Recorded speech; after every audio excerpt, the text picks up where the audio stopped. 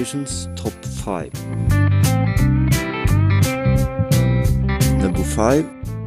Snowy roads with tire tracks. A road like this has good grip in the tire tracks, where you find more or less bare asphalt.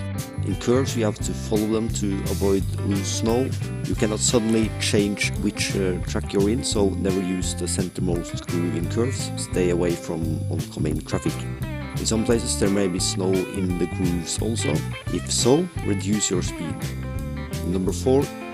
Salted main roads. These roads are very unpleasant to ride on, and both you and your bike get grey shit and salt all over. Choose small roads instead. Number 3 worst condition is loose snow. This surface gives very little grip and the bike will skid around.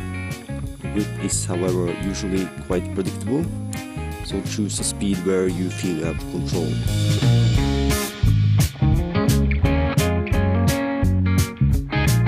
And the second place, slush and ice.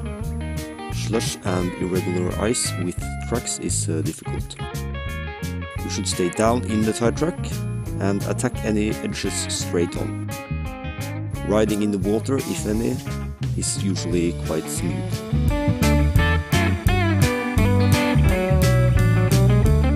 And now the first place, worst condition, frozen slush with snow on top. The conditions here is like in number 4, only now everything has frozen up and is covered in snow. This gives both extremely bad grip and makes it impossible to see where the tracks are.